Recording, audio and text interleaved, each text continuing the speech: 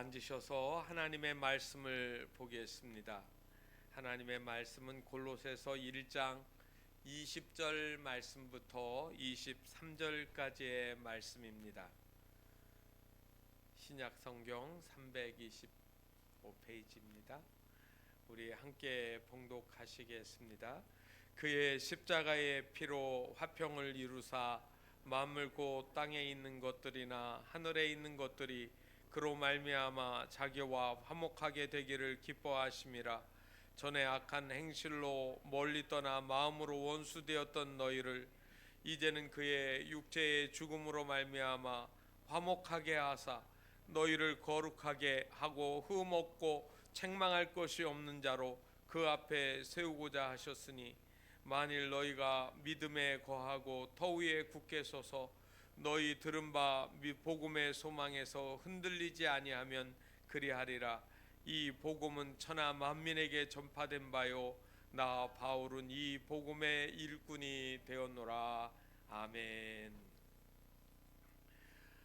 오늘은 종려주일입니다.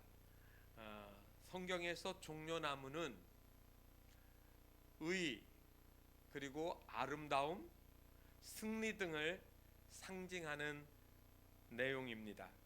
그런데 이 고난주간의 첫날을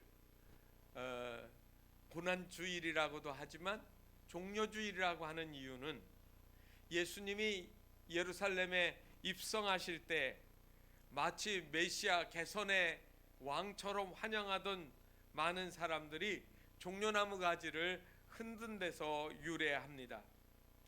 그렇지만 다른 더 중요한 의미는 이 고난주간에 예수님이 고난당하시고 죽으시고 그리고 부활하시기까지의 첫 발걸음이 이 종려주일에 시작됐다라고 하는 이 사실, 우리는 그 발걸음의 의미가 무엇인지, 그리고 예수님은 왜 그 길을 가셔야 했는지를 생각하는 그러한 주일이 되어야 될 것입니다.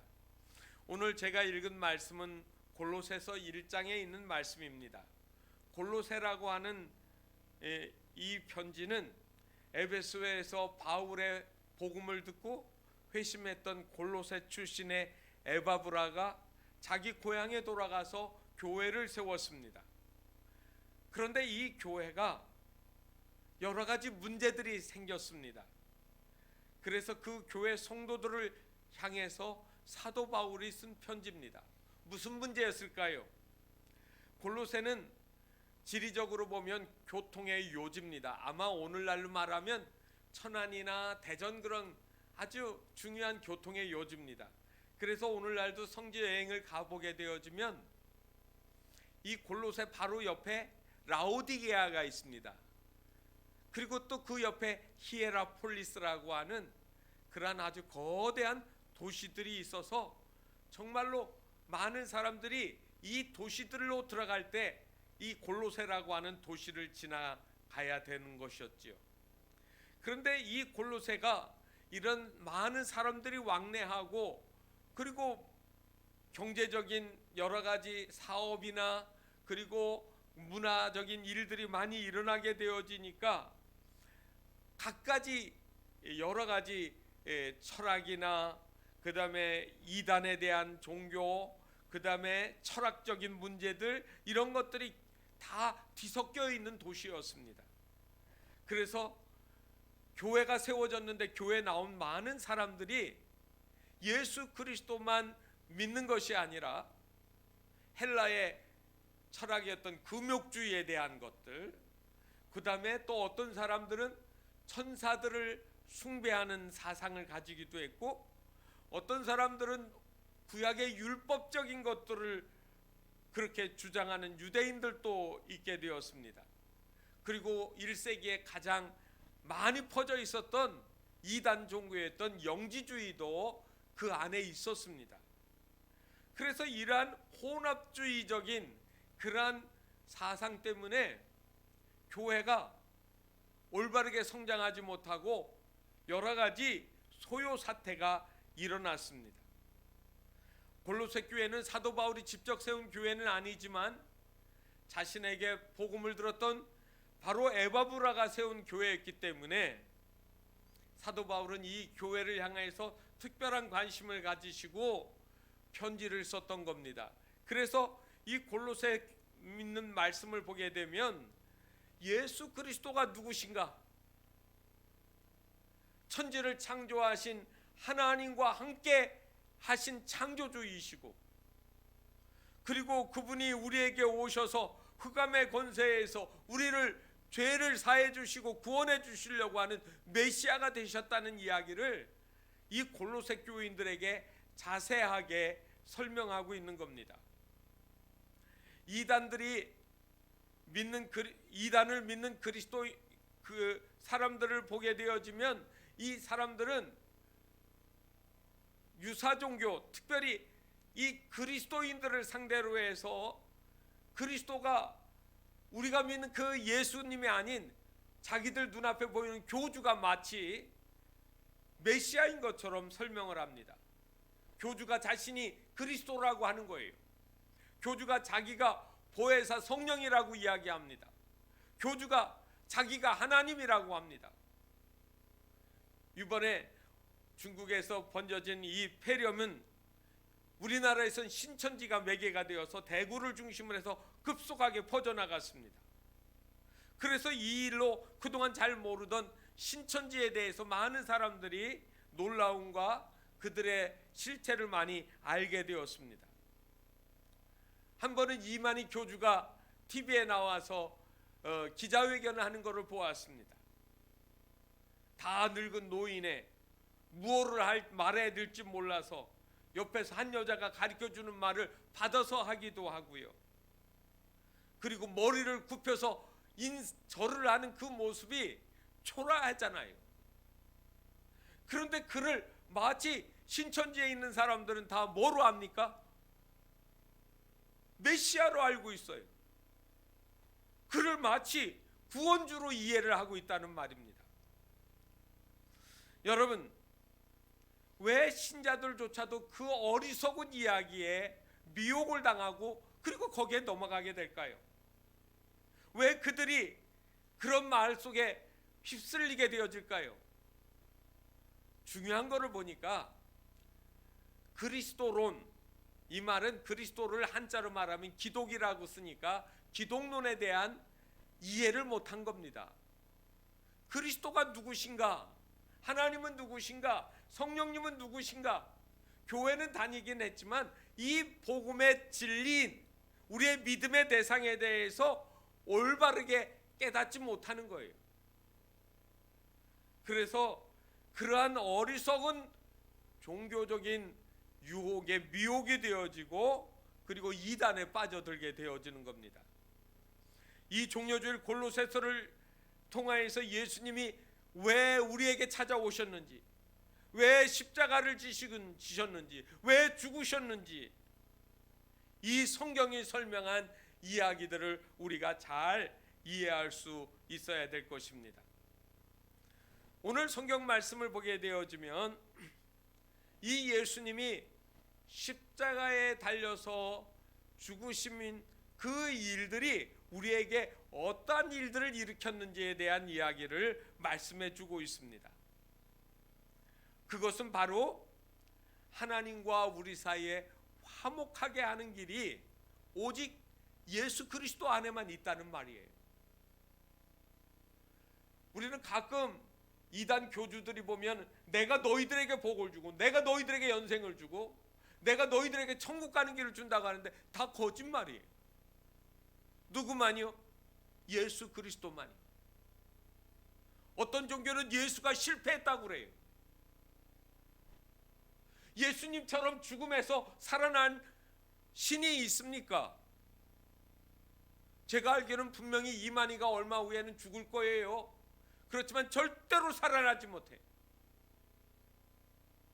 오직 예수 그리스도만이 하나님과 우리 사이를 연결시켜 줄 수 있는, 관계를 회복시켜 주실 수 있는 유일하신 분이라는 말입니다. 그런데 왜 예수 그리스도께서 우리에게 오셔서 하나님과 화목하게 하셨을까요? 성경은 21절에 이렇게 말하고 있습니다. 전에 악한 행실로 멀리 떠나 마음으로 원수되었던 너희. 여러분, 이게 성경의 정의입니다.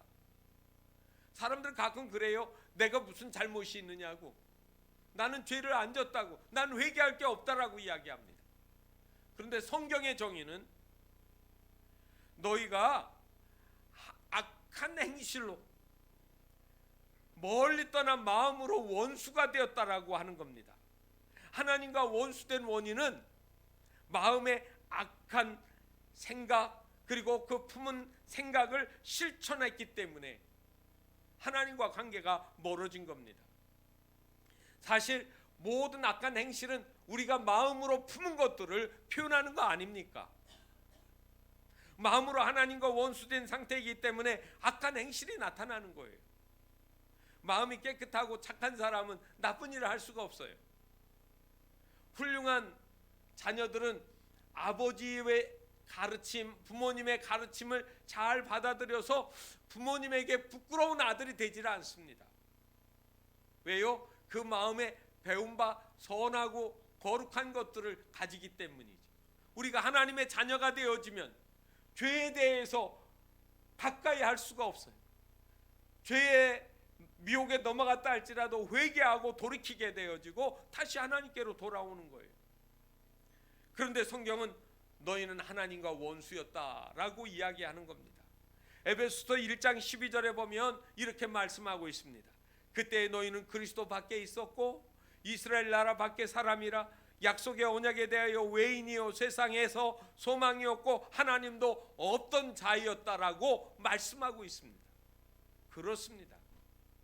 믿지 않는 것 자체가 하나님과 원수된 거예요.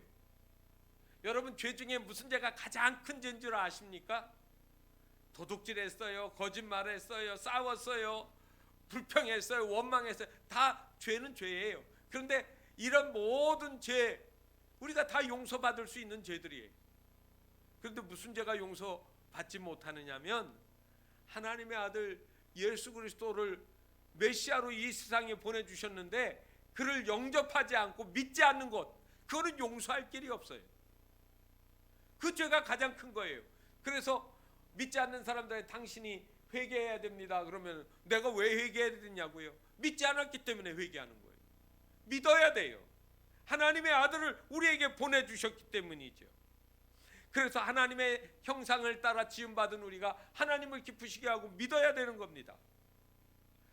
로마서 1장 18절에서 23절에 보면 이 믿지 않는 사람들에게 나타나는 여러 가지 일들을 성경이 이야기했습니다. 이렇게 썼습니다. 하나님의 진노가 불의로 진리를 막는 사람들, 이렇게 해놓고 이제 쭉 설명을 하다가 이렇게 말합니다. 저희가 핑계하지 못할지라 하나님을 알되 하나님으로 영화롭게 하지 아니하며 감사치도 아니하고 오히려 그 생각이 허망하여지며 미련한 마음이 어두워졌나니 스스로 지혜 있다 하나 우준하게 되어 썩어지지 아니하는 하나님의 영광을 썩어질 사랑과 금수와 버러지의 형상의 우상으로 바꿔버렸느니라.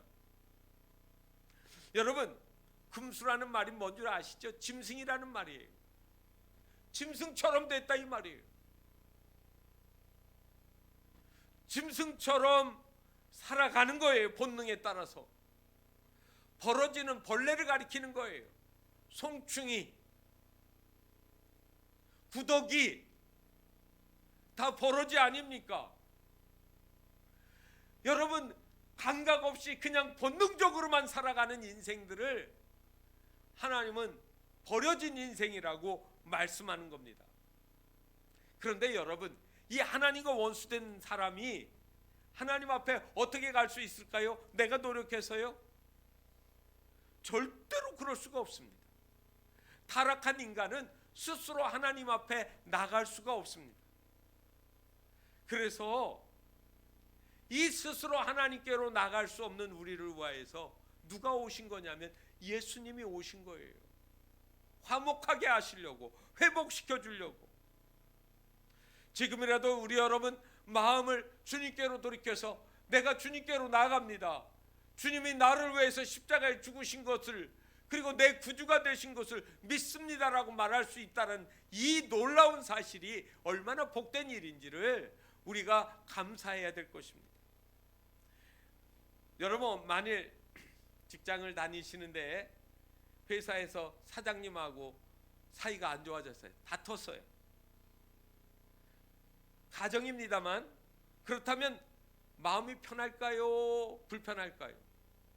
아주 마음이 하해와 같이 넓은 사장님이라면 그럴 수도 있겠지 하고 나가지만, 대부분의 회사 사장님은 내가 너 돈 주고 내가 너에게 일 시키는데 내 말을 안 들으면 너는 우리 회사에 있을 필요가 없어. 그리고 아마 잘릴 겁니다. 사람들은 다 알아요. 본능적이에요. 불안해요. 장관이요, 대통령의 명령에 불순종하면 장관직 유지할 수 있을까요? 아니야, 너 말고도 내 말 잘 따르는 장관을 세우면 돼. 아마 알아서 본인이 사표를 던지든지 잘리든 둘 중에 하나일 겁니다. 그렇다고 하면, 하나님과 원수됐다고 하면 어떻게 될까요? 생각해 보세요. 불안할까요? 불안하지 않을까요? 염려될까요? 염려되지 않을까요? 에이, 그러지 마세요. 염려 안 하시잖아요. 안 불안하시잖아요. 그냥 교회니까 그런 말 하면 불안합니다 라고 이야기하지 마시라는 거예요. 하나님 눈에 안 보이시니까 어떤 목사는 말도 안 되는 소리를 하는 거예요. 교황이 돼도 예수 그리스도 말고 또 다른 구원이 있다라고 얘기하면 그 사람은 저주받은 사람이에요.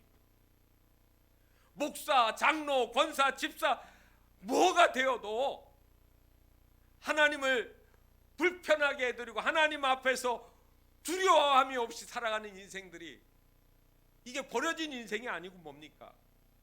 만약에 죄를 짓고 두려워한 마음을 가졌다고 하면 그 사람은 살아있는 사람이에요. 죄 지었는데 마음이 무거워야지요. 회개할 마음이 생겨나야지요. 영적 세포가, 영적 감각이 아직도 그에게 있다라고 하는 건 살아있다는 얘기예요. 양심에 와인 맞은 사람, 여러분, 불에 댄 데는요 살이 굳어져요. 왜요? 세포가 죽어서요. 그럼 나중에 떨어져 나갈 거예요. 그런데 마음속 깊은 곳에서 움직여야 될 영적인 세포들이 죽어버렸어요. 죄가 죄처럼 여겨지지 않는 거예요. 하나님과 원수가 됐다라고 하는 건 매우 불안한 일입니다. 누가 불안해요? 내 속에 있는 영이 불안한 거예요. 내 심령이 불안한 거예요. 이상하게 돈도 많이 벌어놓고 부족한 것이 없는데 불안하지 않고 괜찮다고 하면, 죄를 짓고 괜찮다고 하면 그 사람은 좀 심각하게 고민을 하셔야 됩니다. 하나님과 원수가 되면 아무리 많이 쌓아놔도 두려워야 돼요. 이게 살아있는 거예요. 여러분, 하나님과 원수가 되면 마지막에 어떻게 됩니까? 어린아이도 다 알아요. 지옥 가요, 지옥. 그런데 너무나도 분명한 이야기인데 이 지옥 간다는 걸 아주 우습게 여기거든요. 인생의 마지막에는 천국이 있고 지옥이 있습니다. 그런데 이 지옥에 가려고 하는 우리를 하나님이 살리시려고, 하나님과 다시 관계가 화목하게 만들려고 오셨다라는 얘기예요. 예수 믿지 않는 사람들은 불안하지 않을까요? 그런데 그 사람들도 가만히 보니까 두려워서 점장이 찾아가고 무당 찾아가더라고. 그리고서 마음의 위안을 얻어요. 그들이 써주는 부적을 갖다가 여기저기 덕지덕지 붙여놔요. 그거 붙여놓으면 액땜한다고 하더라고요. 집에다가는 장롱 속에다가, 배구자는 베개 속에다가도 밀어놓고, 어떤 사람은 차 안에다가도 그거 놔요. 차 사고 나지 말라고. 어떤 사람은 회사 벽에다가도 붙여놓기도 하고, 직원들을 안 잘리려고 자기가 앉고 있는 의자 밑에다가 부적 밑에다가 탁 붙여놓고요. 이 부적을 아주 구석구석에다가 붙여놔요. 제가 전도사 초임으로 단독 목회를 나간 적이 있습니다. 벽제 농촌에 있는 작은 감내교회라고 하는 교회 부임을 했습니다. 한 2주 3주 지나니까 동네에서 아주 술 고주 망탱이로 소문난 한 분이 주일날 교회로 왔어요. 그런데 대낮에도 술을 먹어가지고 냄새가 콜콜 나는 거예요. 그러니까 동네 사람들은 다 아니까 웃어가면서 잘 왔다고는 하는데 냄새 때문에 고개를 절레절레 하는 거예요. 그리고 교회 나오겠다고 그날 저한테 인사를 꾸벅꾸벅 하고 그리고 집에를 갔어요. 그래서 네 다음 주에 또 오세요 하고 저도 인사했지요. 그런데 저녁이 되니까 교회로 전화가 왔어요. 요즘에 핸드폰 없고 이거 이렇게 공중전화 다이얼 돌리는 거잖아요. 왔어요. 그래서 여보세요 하고 받았더니 그분이에요. 전도사님 우리 집에 빨리 와주실 수 있어요. 그래요. 아니 시간을 보니까 10시가 다 돼가는데, 그래서 시골에 가로등도 잘 없고 그래서 제가 내일 아침 밝을 때 가면 안 될까요? 그랬더니 지금 꼭 오라는 겁니다. 그래서 왜 그러시냐고, 왜 지금 가야 되는 이유가 뭐냐고 물었어요.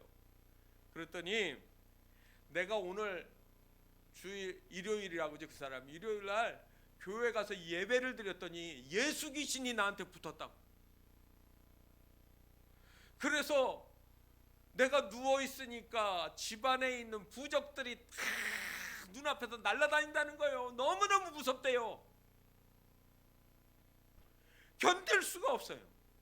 막 어떤 때는 막 갑자기 그냥 날카로운 그냥 짐승 같은 것들이 튀어나오는 것 같기도 하고, 막 뱀이 구더기가 막 그냥 날아다니면서 그냥 벽에 붙어 있다가 막 머리 위로도 오고 그러는데 내가 이거 잘 수가 없다고.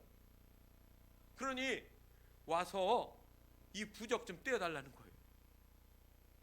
그래서 할 수 없이요, 제가 그 밤중에 랜턴을 들고 그 집을 찾아갔습니다. 가가지고 전기불을 다 켰습니다. 그리고 이 구석구석에 있는 부적을 띄는 거예요. 벽에도 띄고 벽장 안에 띄고 베개 속에 있는 것도 끄집어내고, 저를 가리켜줘요. 저기도 있대요. 책상 밑에도 있고요, 의자 밑에도 있고요. 그리고요 막 그냥 마루 대청 기둥에도 붙여놓고 사방에 붙여 다 뗐는데 이게 막 이만큼 돼요, 이만큼. 그리고 마당 그 뜰에다가 놓고 불을 피웠습니다. 잘 타죠. 그랬더니 이 양반이 그 팻마루에 앉아가지고 저를 쳐다보고 있어요. 저러다가 저들 젊은 전도사 혹시 무슨 벌 받지나 않을까 해가지고 구경을 하는 거예요. 제가 웃어가면 다 태웠습니다. 그리고 가족들 다 나오라고 해가지고 그 밤에 제가 찬송 부르고 성경 말씀 읽고 기도하고, 그리고 이 집은 예수 그리스도를 믿어서 영생에 이르는 하나님의 축복이 있다라고 얘기를 하고 이렇게 얘기했습니다. 그 중에 아저씨가 다음 주부터 예수 안 믿으면 이 귀신들 다 달라붙을 테니까 알아서 하라고 했어요. 그 다음부터 잘 나오더라고요. 여러분, 저는 그때부터 40년이 지났어요. 1980년도에 80년 이야기니까 40년 지났는데 저는 한 번도 벌 받지 않았어요. 누가 불안하게 합니까? 누가 염려하게 만듭니까? 오직 십자가의 보혈로 죄 씻음 받고 구원받은 사람들에게는 하나님과 화목하게 되어 원수 마귀가 손대지 못하게 되는 거예요.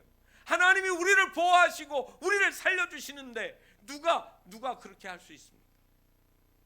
오늘 성경 말씀은 이 십자가의 피로 우리를 주님께서 어떻게 하셨는가 하면 흠 없고 책망할 것이 없이 거룩하게 만들어 주셨다고 22절에 말씀하고 있습니다. 여기 그러면서 하시는 말씀이 화평한 그 하나님과 화목하게 되어지는 사람으로 만들어 주셨는데, 이 화평을 이룬다라고 할 때 이 화목이라는 말은 헬라에서 보니까 에이레노포에사스라는 말로 썼어요. 여러분들이 그거 다 기억할 필요는 없겠지만 그 헬라어의 그 단어의 시제를 보니까 과거 분사로 되어 있어요. 과거 분사라는 말은 어떤 때 쓰는 말이냐면 과거에 완성되어진 일이에요. 한 번의 어떤 행위로 말미암아 그 일이 완성된 거를 과거 분사로 씁니다. 그래서 명사를 수식하는 형용사가 되기도 하고, 그거를 결론 지어주는 말이 이게 과거 분사예요. 그러니까 여러분, 이 에이레노포에사스라는 말을 화목하게 되었다라는 말을 지금 그렇게 해줄 게 아니라 하나님은 이미 다 그렇게 만들어 놓은 거예요. 하나님과 화목한 존재가 되게 우리를 만들어 놓으셨어요. 어떤 사람이요, 예수 그리스도를 믿기만 하면 그 순간에 이미 화목해진 거예요. 둘이 막혔던 것들이 하나가 된 거예요. 그래서 에베소서 2장 16절에 이렇게 말씀하십니다. 또 십자가로 이 둘을 한 몸으로 하나님과 화목되게 하려 하심이라. 예, 이 둘을 하나님이 한 몸으로 화목되게 해주신다는 말이에요. 우리가 하나님과 화목하기 위해서 구약 성경에 보면 소나 양이나 염소 같은 것들을 죄 지었을 때마다 잡았어요. 목을 따고 내장을 다루어내고 팔다리를 꺾어가지고 그래가지고 제단 위에다가 올려서 불태워 하나님께 드리는 거예요. 그런데 이 매번 드리는 제사가 우리가 하도 많이 죄를 지니까 끝도 없는 거예요. 애꿎은 짐승이 대신 죽는 거예요. 내가 죽어야 되는데 사람은 죽을 수 없으니까 하나님이 대신 죽어주는 짐승을 만들어서 은혜를 주신 거예요. 그런데 죄를 너무 많이 져요. 그래서 이 죄 가운데 세매는 이 사람들에게 한 번 하면 영원히 효과가 있는 거예요. 요즘에 고등학생들이 이렇게 보면 눈 화장을 하는데요, 눈에다가 쌍꺼풀을 만들려고 테이프를 붙이더라고요. 그런데 그 테이프 붙인 거는 조금 이따 떨어지잖아요. 그러니까 방학 되면은 성형외과 가가지고요 쌍꺼풀 딱 해요. 그래서 보면은 얼마 후에 보면 눈이 예뻐졌어요. 이 쌍꺼풀 수술하고 나니까 안 지워지잖아요. 한 번 하니까 쌍꺼풀이 생긴 거예요. 없던 게 생긴 거예요. 마치 여러분, 우리가 매번 하나님 앞에 나갈 때마다 제사 드려야 되고 피를 흘려야 됐던 이거를 단번에 영원히 확실히 변함없이 화목하게 하나님이 만들어 주시려고 하나님의 아들이 십자가에서 피 흘려 죽으셨다 이 말입니다. 공의로운 하나님 앞에 망나니와 같이 날때는 죄인들을 하나님이 긍휼히 여겨서 붙여주시는 일이 바로 예수님이 하신 일. 그것 때문에 예수님이 오신 거예요. 이 예수 외에 다른 예수님이, 다른 구세주가, 다른 메시아가 있다라고 하면 다 거짓말이에요. 어떻게 이만희가 구원주가 됩니까? 어떻게 안상홍이, 장길자가, 문선명이가 어떻게 우리의 구세주예요? 정명석이가 어떻게 구원자예요? 오직 예수 그리스도만. 한 가정에 아버지와 아들이 있습니다. 그런데 부자지간에 사이가 안 좋아요. 아들이 어렸을 때는 그래도 말을 들었는데 점점 크니까 말을 안 듣습니다. 사사건건 아버지가 말한 데마다 대꾸하고요, 반항하고 대들어요. 그래서 아버지가 화가 나서 한 대 때리니까 아들이 반발을 했습니다. 집을 뛰쳐나가는 거예요. 아버지가 뛰쳐나간 아들한테 얘기합니다. 너 지금 나가면 다시는 발도 들여놓지 마라. 호적에서 너 파버린다 그랬어요. 그랬더니 그 아들 녀석이 나도 아버지 자식 같은 거 안 합니다 하고 뛰쳐나갔어요. 문제는 누구예요? 어머니예요. 어머니가 중간에서 가슴이 아파요. 때가 되면 집에 와서 방에서 밥도 먹고 그리고 같이 TV도 보고 이야기하던 아들이 안 보이잖아요. 남편에게 말합니다. 용서해주고 애가 컸으니까 때리지는 말고 좀 잘 해보라고. 그랬더니 남편이 오히려 큰 소리 칩니다. 저런 못된 놈은 없어도 된다고. 난 저런 자식 둔 적 없다라고 큰 소리 칩니다. 그래서 이번에는 집 나간 아들을 찾아가 달랩니다. 아버지가 너 미워서 그러니 이 아버지한테 네가 좀 고분하고 마음에 안 들더라도 고개 끄덕이고 가만히 있어. 그러면 되잖아. 그랬더니 아들이 이렇게 얘기합니다. 차라리 아버지 없는 게 낫죠. 누가 중간에서 병들었어요? 어머니가 병들었어요. 어머니가 몸져 누워서 시름시름 앓다가 죽을 병에 걸렸습니다. 그것 보고 남편이 안 되겠다 생각해서 아들을 찾습니다. 전단 돌리고 신문에다가 광고를 했습니다. 돌아와라 아무개야. 엄마가 돌아가시려고 한다. 그랬더니 그걸 아들이 보고 집으로 뛰어왔습니다. 엄마가 정말로 보니까 초췌한 모습으로 침대에 누워서 병색이 완연합니다. 오른쪽에는 침상 오른쪽에는 아버지가, 왼쪽에는 아들이 서 있습니다. 아들이 들어온 것을 보고 어머니가 희미하게 웃으면서 아들의 손을 잡고 얘야 잘 들어왔다 하고 아들을 보면서 웃어줍니다. 그리고 오른쪽에 있는 남편의 손을 붙잡으면서 여보 그래도 아들이잖아요. 내가 죽기 전에 용서해 주세요. 그리고 두 손을 마주 잡아줍니다. 아들과 아버지가 손을 마주 잡게 한 것을 보고 물구멍이 쳐다보다가 그 어머니가 돌아가셨습니다.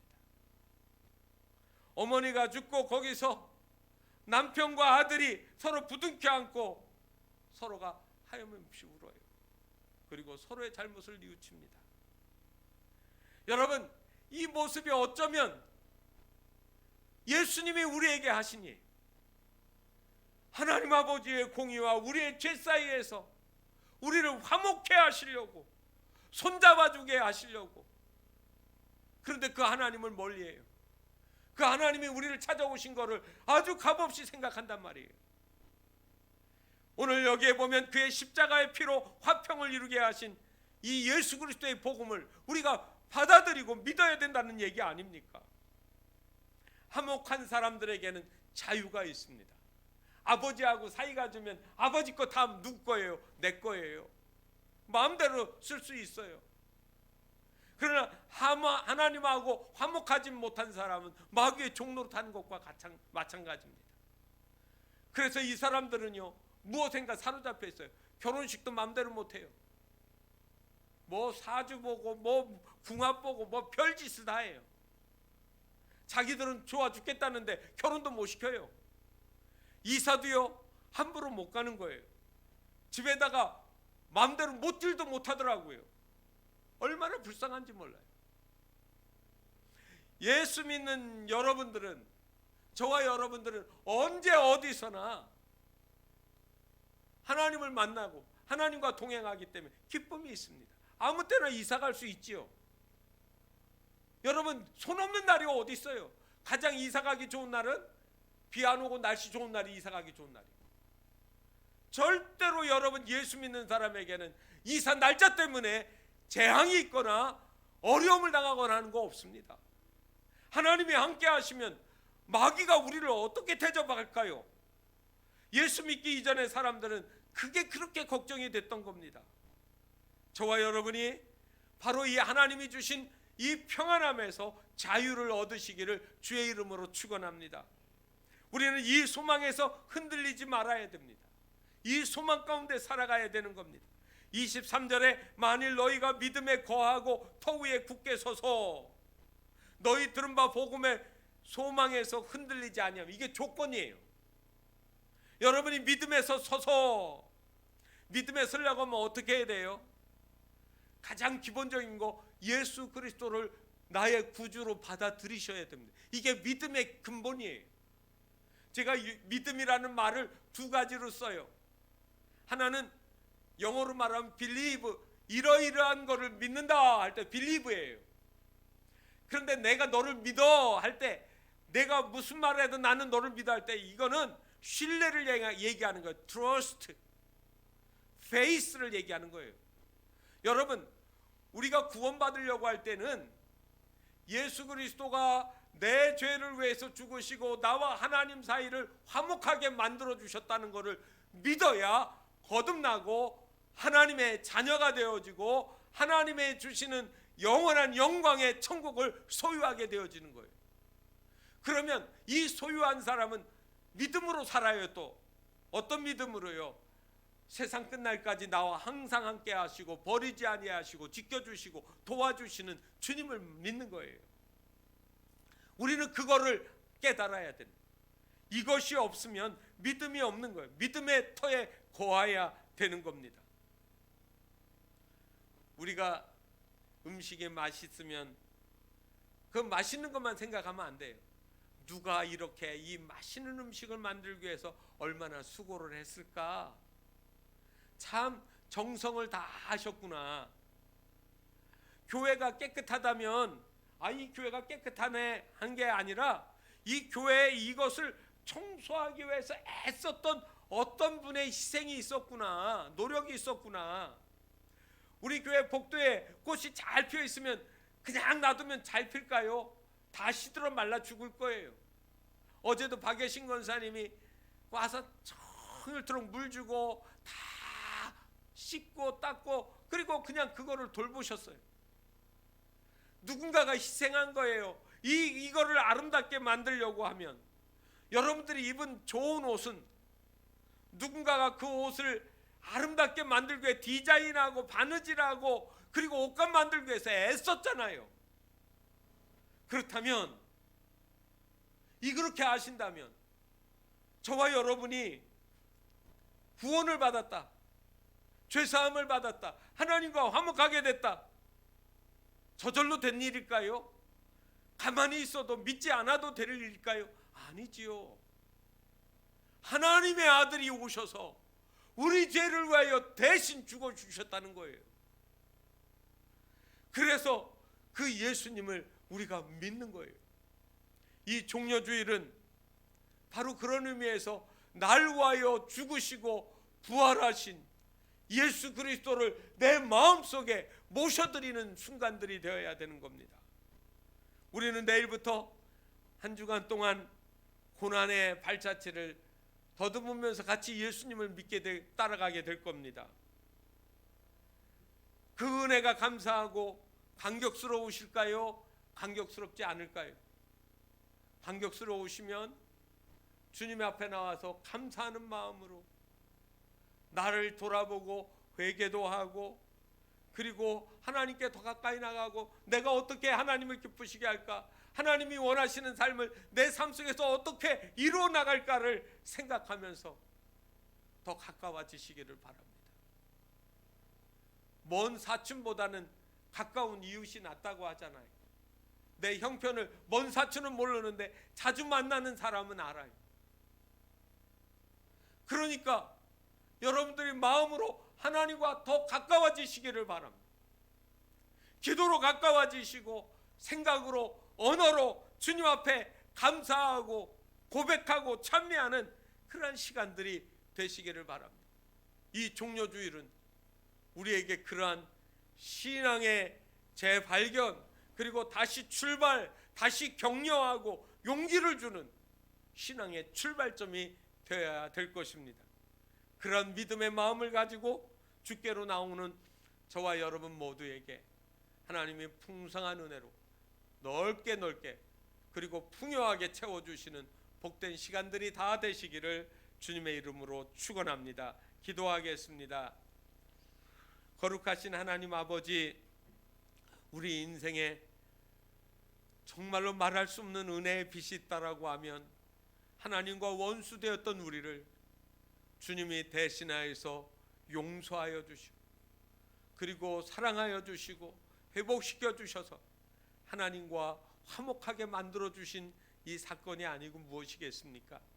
이 종려주일 예수님이 나의 구주가 되어 주시고 내 생명에 말할 수 없는 기쁨이 되어 주심을 우리 모두가 깨닫는 시간이 되게 하여 주옵소서. 예수 그리스도의 이름으로 기도하옵나이다. 아멘.